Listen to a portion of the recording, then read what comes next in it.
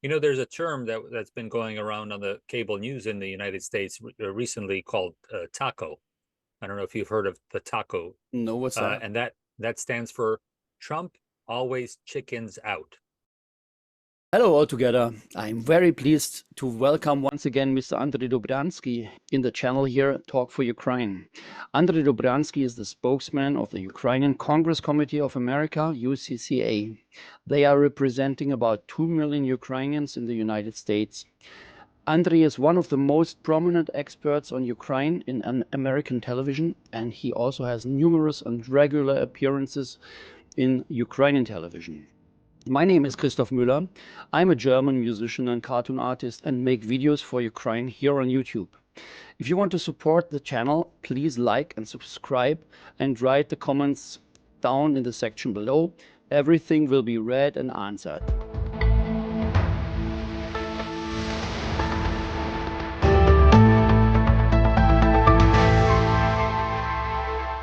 Welcome to the channel, Andrij. Oh, and thank you for having me back on. I'm glad. Yeah, that's good. The most important thing, which we are all hoping for, the delivery of Taurus missiles. This is once again not the case. I cannot understand it. I cannot understand it. Well, we did get the announcement that Ukraine would be allowed to use Tauruses further into Russia. It's just that Ukraine doesn't have Tauruses right now, which is the tricky part, right? Yeah, there was a lot of confusion already in the announcements. Yeah, Merz, you said, yeah, from now on, long-range weapons can be used. And what long-range weapons? Taurus hasn't been delivered yet. Storm Shadow Scalp, they already told. Yeah, this is really controversial. And inside the German government, the CDU, which is the party of Merz, and the SPD, who have a lot of pro-Russian guys in there, which is pro-Russian hidden or openly.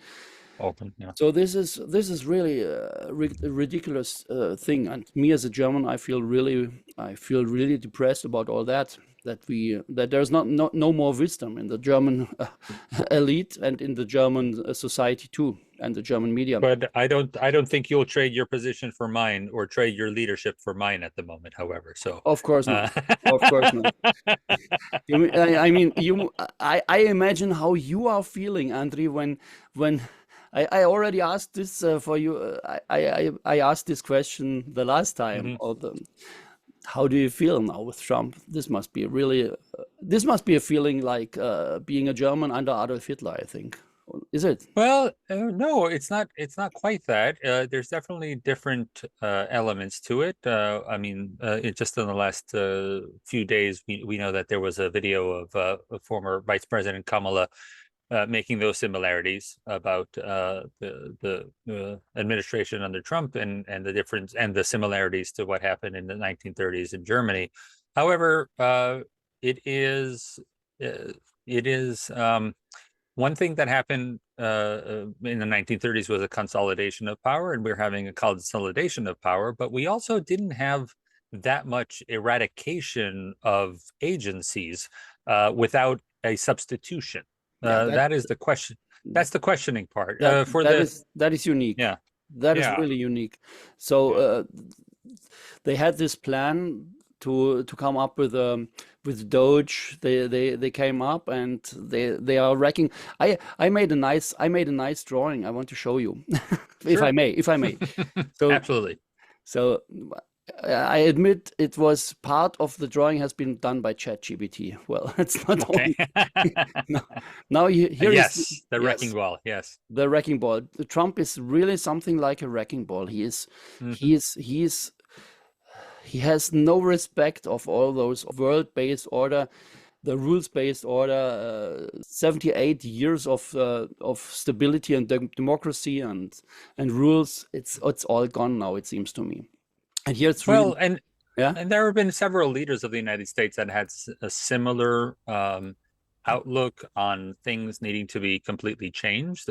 For one, Ronald Reagan came in and completely dismantled what was existing of the Environmental Protection Agency, smashed our system of taxation. We had somewhere up to upwards of 10 different classes of taxation when Ronald Reagan came in. Hmm. He in his first tax bill he reduced it to two, Yeah, I mean, and this is with, however, with not having control of Congress. So there was a sort of collegiality with Congress where they understood if the president came in that they would give him the leeway to do things as needed. I think that very much eroded over the coming decades, the Iraq War in particular, and then after the Iraq War, the way the Congress worked against President Obama really defined the current era, where either you have complete control of the government, or if only one part of the government is of a different party control, then you can't do anything. And now it's very, very odd because Trump did control all of the Senate and the Congress. One of the reasons why we haven't had a sanctions bill is because they are deferring to President Trump as far as when that should happen. But at the same time, he has only had a handful of pieces of legislation that have gone through. One of them was about it's called the Laken Riley Act, about prosecuting people who are here illegally in the country. Then the rest of the legislation has been about repealing anything that was passed in the last 90 days of the prior administration. There's a clause that the president can enact, and the Senate and Congress can quickly vote on that to repeal. Apart from that, there have been no legislative accomplishments. I'll remind everybody that Biden passed an American Rescue Act in the first 100 days. President Obama was able to do healthcare reform at the beginning of his term. This is now approaching 130 days without any meaningful legislation being enacted. And if but it goes much further, once October comes, we'll be a year out from the next election for the midterms, and nobody will want to do hard votes. So he's running out of time to pass legislation. when you explain all that to me, it sounds to me like something quite normal, and other presidents have done that too. But to me, yeah, Andre, but to me as a German, it's really a kind of a wrecking. He's a wrecking ball. He's destroying the Ivy League universities. Yes, yes. And he stepped out of and this ridiculous taxation system. What he's put on. The tariffs he's put on the world, and the way that he is siding with Putin, and that he's praising dictators worldwide. So this is something new. A president like that is really, to me, this is so weird. And I want to ask you: do you have the impression that Trump has to do with the Russians? That he is a Russian asset? That's a real stuff. That's a tough question. Well, being a Russian asset is simple enough to, are you benefiting the Russian cause? In that case, he would be an asset. Anybody paid or unpaid with collusion or non-collusion, so long as they're helping, even unknowingly, they could be an asset. That's where the phrase "useful idiot" comes in. But as far as President Trump, he's definitely served the case of destroying the international order, pushing away from our allies, breaking certain alliances, and focusing his ire, his anger, his also tariffs against America's closest, physically closest, and longest held allies throughout the world. And this is what he did in his first term. He attacked allies first and foremost, and very much had a collegial relationship with Russia and North Korea.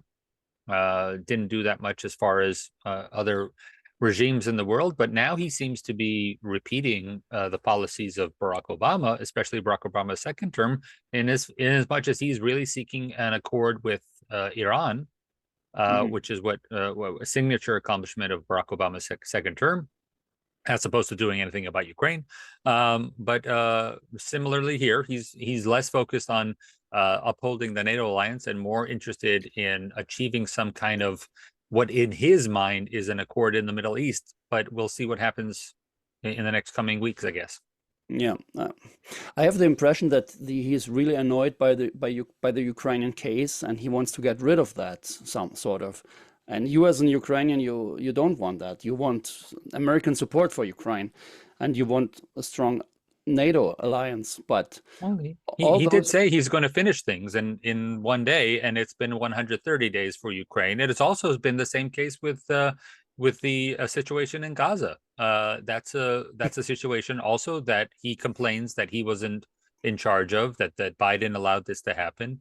But he sent the same negotiator, Steve Witkoff, to negotiate with Gaza that he did with Putin, and nothing really happened of that. In fact, just in the last 48 hours, he's told President he's turned to Israel and told them that they should calm down with their attacks because he's looking to have a deal with Iran, which is very similar to the foreign policy of the second term of Barack Obama. That's interesting. I didn't see that yet. When I think of Obama, I just think of this reset button. They were really pushing it, and this was also the policy of Angela Merkel. They always Yep. wanted to have good relationship with Putin. To me, Mhm. the Russian dictator is the biggest threat of the world security. The Chinese one is still holding still, and I'm not sure what's coming out of there. How do you see the focus of the American government on China compared to the focus on Russia? How is the relationship between? Well, so far, Trump is repeating his actions of the first administration, where he began a trade war with China. China ended up winning in the end. He could not come to a big trade deal with China, so he capitulated and made a small trade deal. The same is happening now. He ratcheted up very sharp terms with China. China had a meeting with them, and they decided to delay again. There's a term that's been going around on the cable news in the United States recently called taco. I don't know if you've heard of the taco, No, what's that? and that stands for Trump always chickens out. And this started on Wall Street because after we saw the initial tariff regime announced, and then we saw in a couple of days he reversed it. Then he announced harsher terms with another set of allies. He reversed it. And so when you're a Wall Street trader, you have begun to make taco trades, which is betting on when Trump will renege on his promise and change his policy. And because Trump will always chicken out, we've seen that with the fact that he is still waiting for Putin to do a ceasefire. He has chickened out from enacting sanctions. And we also see that with the EU and the fact that he's acceded to extend the negotiations for tariffs up until July 9th at this point, as opposed to his very hard line where he's going to put in tariffs. No, it seems that Trump always chickens out. Yeah, that's interesting. That's funny.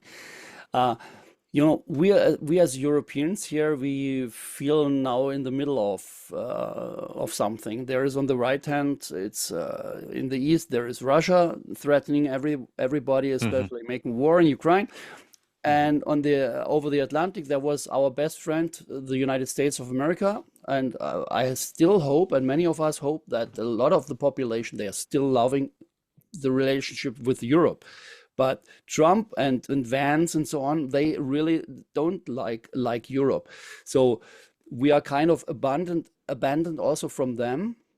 And maybe it's good to be abandoned from them. I personally want to get really, I don't want to hear anything of Trump.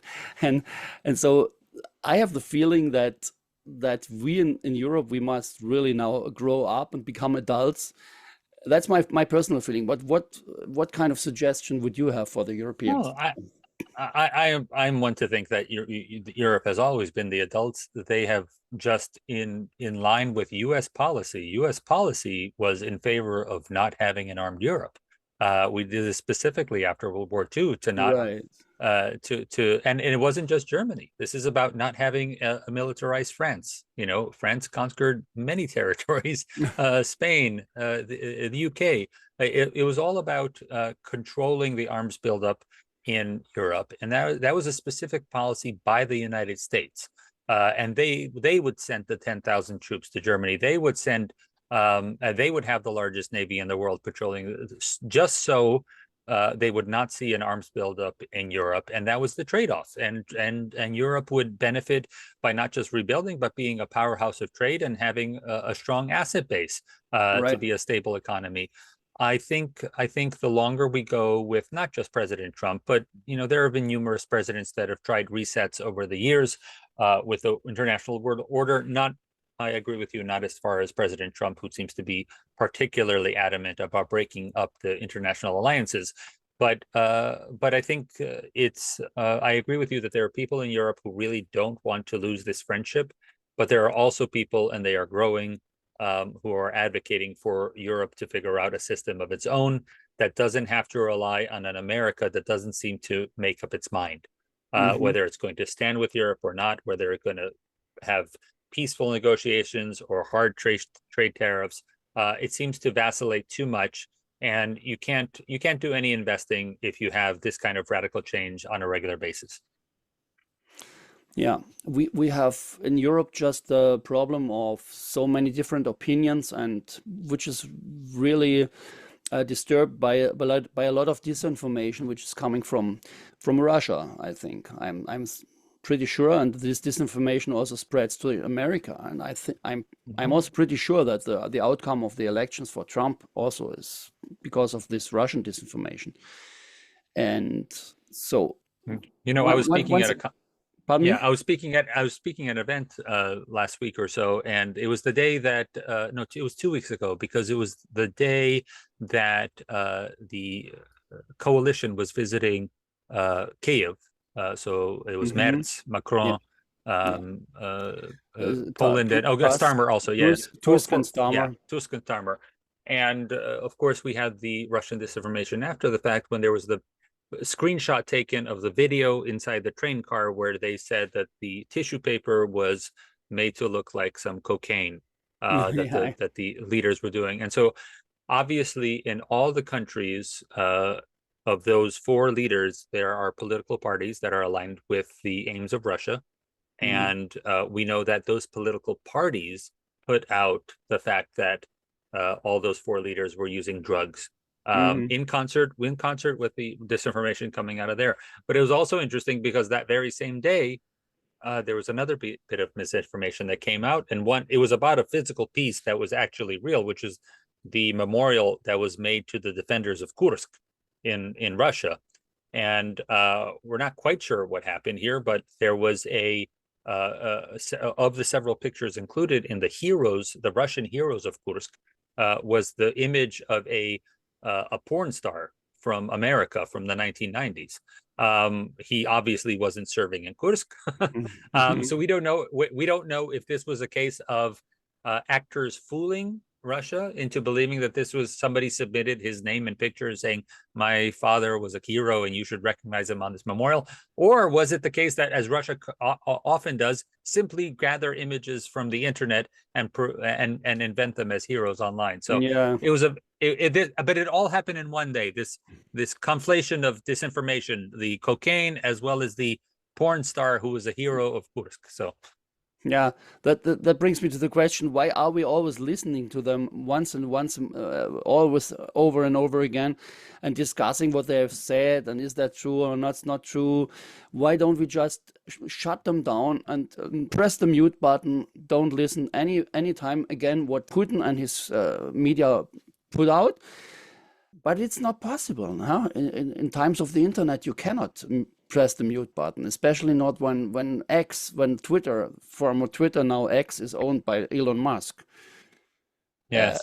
Well, I think I'm having this conversation on Sunday with a newscaster in Ukraine about the sources of information and why American sources of information are so easily fooled into sharing just Mm, openly Russian propaganda. And the fact is that a majority of Americans are now gaining their information independently, not from a set of journalists who have editors, who have standards, who have review practices, yeah. but simply 1% operations or internet channels, whether it's a YouTube podcast or online text-based information that are being generated primarily based on the on the thoughts of one person, and he might have a staff or she might have a staff, but it's really one person sources of information.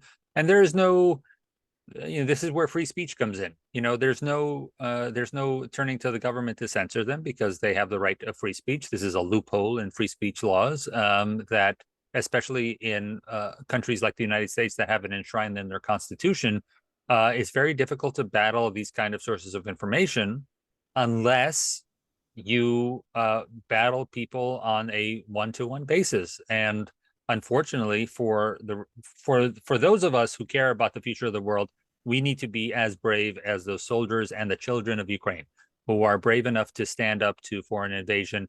And what needs to happen, and there needs to be infantrymen online willing to engage one-on-one to convince the hearts and minds of people, whether it's in your local community, whether it's in the broader national or even international people you engage with online. They need to be convinced one-on-one, and that's the only way it's going to happen. Yeah, that's exactly what you and I are doing here right now, I think. Do you see a shift now in the opposition of the American population, that they wake up and that they think now, wow, something strange is going here. We have to think, is Trump really the good guy or what? Do you see a shift in the public opinion, or if you see a shift, in what direction does it go?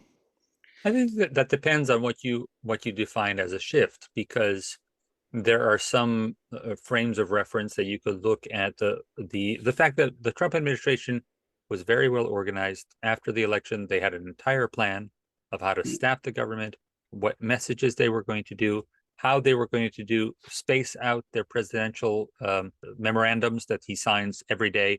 All of these are prepared in advance, but they space them out every day. So that every day they have something to talk about. When they have members of the cabinet testify in front of Congress, they do it 4 ministers at a time, not one. So you can't focus your attention on just one falsehood or another, but many, like last week, 4 cabinet members at the same time were testifying in different committees in the Senate and the House. As much information as possible. And then President Trump adds to that with his social media use every day. Always another outrage, where you cannot organize an opposition to this because of this multi-vector campaign. It's strategic. And this strategy, one could say that when President was elected and then inaugurated, people were willing to go along with what he said, and that could include tearing away from Ukraine and letting that be not supporting our ally. But it seems that that never happened, first of all, where there were always some kind of ties and communications. And now we have an even bigger one. It's not just defense ministers talking to each other in the United States and Ukraine. It's not just the State Department and diplomats talking, but now we have the economic minister and the trade minister talking as well. So that's another tie for our countries because we signed the minerals deal. So there's even more conversations happening back and forth between our countries.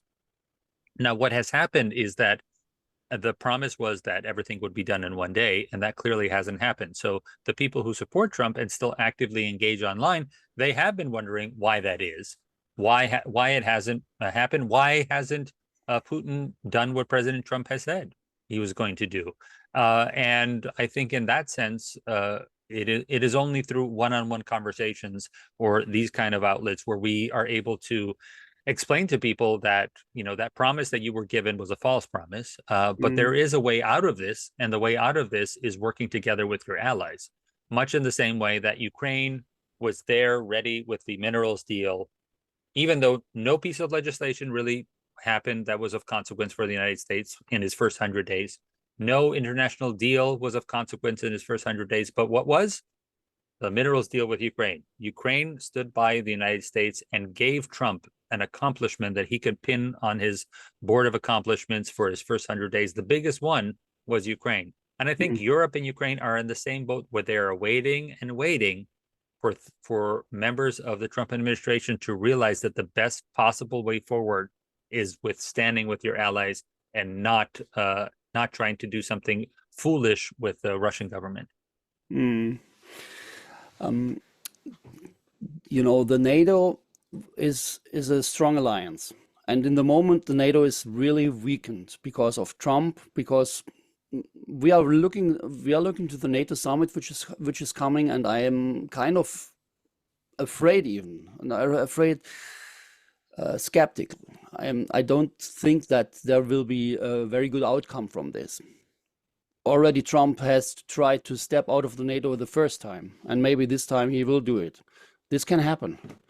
And what would you think the Europeans or the rest of the democratic countries should do now? Should they try to cling on Trump and the American administration, or should they try to make something on their own?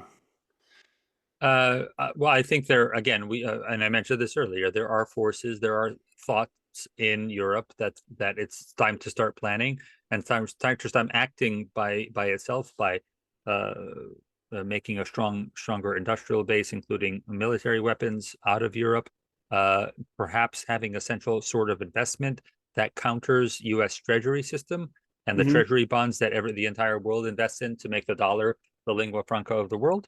I think those thoughts are rising, not just in Europe and other parts of the world, but Europe specifically as the massive holder of wealth in the world, will definitely be positioned well to be the issuer of sovereign treasuries if they so choose to do. But as far as the alliance, last year we had a very busy week where we started with the Ukrainian Recovery Conference. We had the NATO Summit. We also had the Peace Summit, all in 1 week, where various different leaders got to see each other, not just at one event, but at several events. And this year, President Trump will have his big parade on June 14th. And then very shortly thereafter, he will travel to Canada for the G7 meeting. And that'll be one sit down, which happens almost exactly a week before the NATO Summit. And it's always good to have these opportunities for leaders to physically sit with each other. We saw what happened in the Vatican when it was outside of the White House Oval Office. President Trump was able to speak one-on-one with President Zelensky. Same thing in this respect. They will all be in one location. Some of it will be on camera. Some will be in private doors. Some of it will be talking during dinner. And it's those occasions, especially when you have two summits back to back, the G7 and then a week later, many of them are back at the NATO Summit, where you have the opportunity to build momentum for something. And in my estimation, it's a time for Europe to show Trump that just like Ukraine was ready with the minerals deal, NATO is ready to have the United States once again be America first. But you have to have a coalition, and that coalition isn't going to happen with individual countries. It's a coalition that already exists. It wants to support the United States. It wants to be in a coalition with the United States, but it's only if we all work together. And we saw how Trump jumped the gun when the coalition of the willing came to Ukraine. They had a conversation with him. They said, we're going to start sanctions on Monday if there's no ceasefire. And Trump jumped ahead because he saw that Putin had a press conference and said that he was ready to meet in Istanbul. So Trump went on social media and said, absolutely, we should do this, as opposed to the sanctions. So Trump needs to learn that he needs to stand with the coalition, and then he can still be a star, but he needs to have friends around him. Yeah, but we have the impression that Trump is not able to stand for something. We have the impression that he's always running after the opinion of the one who has talked to him last. That's what we always hear. And that's why Russia even mocks him about it. Russia was mocking him online about changing his opinion day to day. Yes, and he's still begging for attention of Putin. That's a big strength of you Ukrainians. Never lose confidence. Never lose hope. Never lose hope. Yeah. Never lose faith. Always keep on walking. Absolutely. We have to establish a new leadership inside Europe, and this is really difficult. Who could it be? When Friedrich Merz is now behaving like he's talking, then he could be the leader, but he doesn't behave like that. He announced Taurus, he announced sanctions, and nothing of all of that happened, and that's annoying. It is annoying, but we can agree that Europe is acting more together than they were even a year ago. So that is a positive. But yeah. But we have to carry on, and at the same time as Europe carrying on, though, it's not just that Russia is attacking with disinformation. It's not just that the United States is amplifying the disinformation, but the United States is openly attacking the European alliance. And just in the last day, the State Department put out a long statement about support, echoing what was begun in Munich with J.D. Vance and his speech about not that Russia was the bigger threat, not that anything, but Europe itself was the threat.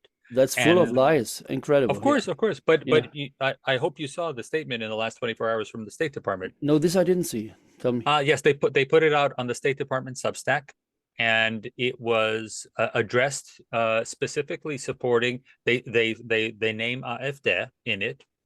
They name Wow. other parties, and they talk about how countries are censoring different political voices within Europe, and that is, again, as J.D. Vance said, the biggest danger. So there is a part of the United States government that is existing, that is still working. That is working.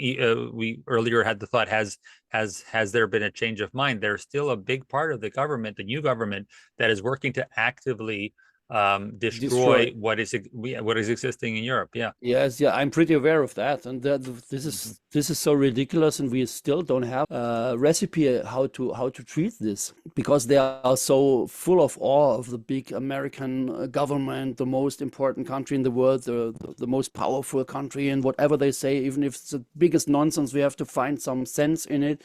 And that's the thing that really annoys me, and a lot of people in Germany and in Europe they are really disturbed by that, but we don't know exactly what to do against it. Well, there are still high-level people. There are high-level people who think in two different ways, and I think for the European audience, they should understand that, Marco Rubio has consolidated power. He's not only the Secretary of State, he's the National Security Advisor, he's the Chief Archivist, has many hats right now. But he has consolidated his power, that's one thing, the fact that he wears a lot of hats and he runs a lot of agencies, but he has consolidated his power by being a very vocal defender of President Trump. He had 4 hearings last week in front of the Senate twice, in front of the House twice, and he very vociferously defended every action that President Trump said. And he has a reputation of the fact that he criticized Trump in the past. So he is distinguishing himself around the cabinet by being ultra vocal about defending Trump. But at the same time, we know that previously Marco Rubio has drafted legislation to condemn Russia. He has personally visited Ukraine, understanding the threat of Russia. So we know that he had an opinion before, and he is defending Trump publicly to increase his status within the administration. We also know there's another person in the administration who had a completely different view of Ukraine, and she is now the National Director of Intelligence, Tulsi Gabbard. She has begun a very vocal media campaign doing the same thing that Marco Rubio does, defending Trump as vocally as possible on many channels, wherever she can go. And so it is these two voices right now, I think, that are important for our European viewers to see how much they ingratiate themselves with President Trump, how much they grovel and show who is being a bigger defender, so that their influence with the government is strong. And so it's through this public relations campaign, this image campaign of being a strong Trump defender, that they are pushing their own thoughts. One, strengthening the alliance. On the other side, NATO is bad. We need to start attacking our European allies. I didn't understand quite well. Marco Rubio and Tulsi Gabbard, they are saying the same things now? No, they're using the same public relations action, which is appearing as often as in the public, whether it's in front of the Senate or in the news, or making speeches and defending whatever Trump says. Yeah. Never questioning him. But if a reporter asks a question or a senator asks you a question that says Trump did the wrong thing, they automatically attack the senator and say, no, that's the right thing. Trump did the right thing. So both of them are using the same tactic, but what they're pushing within the government is different. Rubio has a long history of making sure of keeping up the Western alliance, as well as specifically targeting our enemies, such as Russia.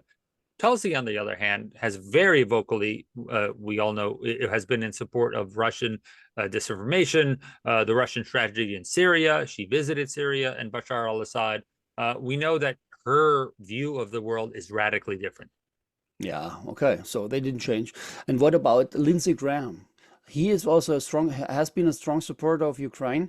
But after this horrible event in the Oval Office, he later on said this was a really great example of fantastic leadership, or what his words were.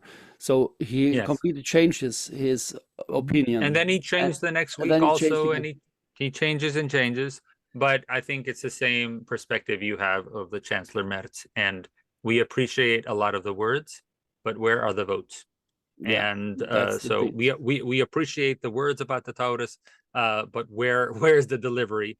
And in terms of Senator Graham, yes, he has done the work to get 80 co-sponsors, but there is no vote scheduled, and there will be no vote scheduled, as President Trump today, during a press conference from the Oval Office, said that he is not interested in raising sanctions for at least 2 weeks. He still wants to have conversations with President Putin. Today I heard from Gary Kasparov that Yes. the midterm elections, they are the last chance for the United States to get back on the right track. If they will mess this up, then the presidency of Donald Trump and his followers will be for eternal. Do you agree? I don't think it's going to be eternal. I think there are still people who believe in the Oh, resiliency that of the were my structure. words. Eternal Yeah, is yeah, not, yeah, yeah. No, no, yeah. no. I believe there are people out there just listening to a discussion yesterday who still fundamentally believe that the United States can survive this presidency. And to be frank, we're not looking at 8 more years, or we're looking at constitutionally 4 more years. 3.5 now. By the October of this year, there will be no meaningful legislation able to be passed because everybody in Congress will be campaigning for an entire year. So if he doesn't pass his one big beautiful bill, which a lot of people are against now, I don't know what legislation he can pass before the fall when everybody will start campaigning, and then you come to the midterms. In between the midterms, we have elections in the fall for several governors and seats around the country, many of which are going to be resoundingly a victory for Democrats, we know already. That will lead into the midterms where it's all for the Republicans to lose, not for the Democrats to gain. The popularity polls right now across the country aren't doing so well with President Trump.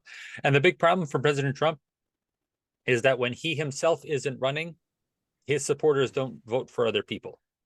They'll vote in the primaries for their, but they won't vote in big numbers in the general election if it's not President Trump who's running.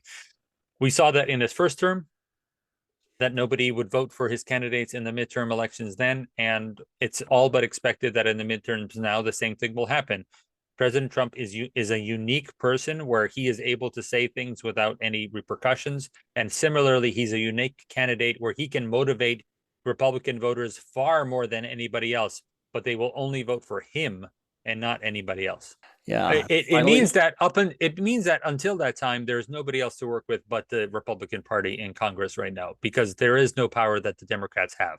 yeah. They simply can't. They can't even bring up hearings in the House. Some people ask me all about impeachment in Europe when that's happening, and there's no mechanism to start an impeachment if you're the minority party. So there will be nobody to work with of consequence in the House or the Senate but Republicans from now until January, because of 2027. Because 2026 there'll only be the elections, but they don't take the office until 2027. That's a long time for a country like Ukraine to wait for a change in power. So you have to work with who's in Congress now. It's finally really the survival of Ukraine is the most important thing, and it's up to us Europeans to make it. I think you have the same impression there. It must be difficult for you as Ukrainian in America, isn't it? It's politics though, and politics. you can be upset at President. Again, a lot of these policies are very similar to what President Obama did in his second term. Yeah. Many people were upset about the Iran deal. They were upset that he turned his back on the Syrians. They were upset about his non-response really to the annexation of Crimea. And he frankly had interviews after his presidency where he repeated the same kind of perspective on Ukraine, where he said that Ukraine will never be as important to the United States as it is to Russia. He conceded. President Obama's view was that Ukraine was in Russia's sphere of influence, and that, frankly, has been President Trump's view for all this time. So we can be angry as a viewer of politics, or you can get engaged in politics. And that's really the only hope for people is if you're really angry about things, you should get engaged in politics. You should talk to politicians. You should volunteer. I'm volunteering shortly with some city council candidates here in New York City because I love That's the good. process. I get to know people. They get to know me for the future. And I try to encourage younger people to do that, not just focus on what happens in Washington, but really get involved on the local level so that politicians get to know you when they're just starting to be a local mayor or a local assemblyman. I would like to ask you, did life change a lot since Trump is now president in the United States, or do the people just have their own agenda, what they have always had? It's very different from the first term because we had organized opposition from the very beginning. In the weeks after his election victory, we had marches around the country, the big women's marches. On the same day as his inauguration, more people attended counter protests than his inauguration. Mhm. This time, like I said earlier, President Trump's administration was ready with a media plan from day one, and they were very aggressive to make sure that they were the loudest voice from December of 2024 onwards to today. They were going to, even before inauguration, they were going to dictate what the media landscape is like. Because of, I mentioned, four ministers at the same time, multiple different tweets about different subjects, Mhm. always changing position from day to day. You cannot organize an opposition if the people in power are so all over the place. President Trump changes his mind daily. How do you organize an opposition if what you're organizing against changes its mind, changes its position? You cannot pin it down. And so we have gone through a period now where the opposition is trying to find itself. But to the people who are so confident that the Democratic Party is all but finished and they can't find a leader, I'm surprised that many smart people are talking about this because the Republican Party was in the same place after President Obama won. And it wasn't until May, after his first 100 days, May 3rd, the minority party in Congress that was chaired by Paul Ryan, by Eric Cantor, and Kevin McCarthy, they started a tour across the country that lasted from May of 2009 until August of 2009. So the mood right now is confusion because there's no organized opposition. But if you look historically, there's never been an organized opposition so quickly after the election of a president. I think uh, I had a really frustrated feeling the last weeks, and so yeah. But always when I speak to you, there is some hope. That's good. For me, it's always good to. I try to lean on the side of hope whenever I'm having conversation, and I specifically think about that when I'm having my interviews in Ukraine. You very generously mentioned that I do interviews. I've done about over 700 interviews since the war began in 2014, Yeah, in wow. various different countries, and every day I'm doing 4 to 5 interviews a day now. But when I talk to stations in Ukraine, it's always with the idea that they need to hear that there is a hope out there. And the only way where hope dies is if people don't see any prospective future. And I remember distinctly when people called our office when Ukraine was invaded in 2022, and people were just calling and screaming because they have never been to Ukraine, but they have a family member who happened to be in Ukraine. And how does this person leave? What's going to happen to this person? And all they needed to hear was, well, this is the process for getting people out. There's going to be a reasoning by the State Department that Ukraine isn't a safe country, that they won't have to leave until they won't have to wait until leaving the country. Since the embassy shut down, there's a process to do it online to make sure that you're able to get a visa to get into another country where you can apply for a visa to go back to. So all people need to hear is that there are things coming up in the future, and that is the best way to stabilize people's lack of hope. And for me, there are already things on the table. We know that we're going to have the G7 meeting. We know we're going to have a NATO summit. We know, specific things that Ukraine has planned that are coming up throughout the summer. For me as an activist, I can be not excited that one of our we have activism days in Washington, D.C. next week. I know that if the turnout there isn't what we wanted, we're going to have another one in 3 months anyway. I'm going to have, if I didn't get enough proclamations for Ukraine on the anniversary of the war in February, I'm going to have proclamations from governors and mayors on Independence Day. There's always, if you've planned ahead enough, there's always something that you can pin your hopes on. I didn't get it this time. Maybe I'll get it next time. And I feel that's very important talking to a Ukrainian audience more than anything, because for them, it's trying to understand with all this chaos that there is a path forward, and we can find that path forward in the institutions that already exist. Cool. Andrij, I just had a funny thought. Maybe you could Sure. sorry, maybe you could. There are some Ukrainians watching my channel. Would you also say something positive to them on Ukrainian language? Абсолютно. Щиро вітаю, глядачі. І що сьогодні з другом Кристофор маємо розмову поза тим, що я щоденно з вами говорю на українському телеканалі. І з розумінням тим, що міжнародна спільнота українців і союзників, і специфічно ті по цілому світі, і тут я говорю про американців, які підтримують Україну, що ніяк не забували про Україну, і, мабуть, казати, що щоденно підтримують навіть і сильніше сьогодні, як у 22-му році. І спільна праця йде вперед, аж поки перемоги ми досягнемо. Вибач, я не все розумів, або я буду вивчати. It's always great to hear even the few words, Christoph. It's always great to hear. I'm so happy hearing Ukrainian language, and I'm listening to it, and I'm trying to learn it also. I have a great teacher. She's in Lviv, and I have online lessons now with her, Olena. We keep the hope, and I'm glad that I had the chance to talk to you, Andrij, today again. And thank you very much for this conversation and the very interesting insights you gave me. Thank you so much. It's always a pleasure. It's always more fun to have a conversation with you than just a journalist that I have to talk to every day. It's more like reconnecting with an old friend. That's the point. I feel the same. Thank you so much, Andrij. And greetings to your lovely wife also. Thank you so much, and to yours. From mine to you too. Okay. Thank you.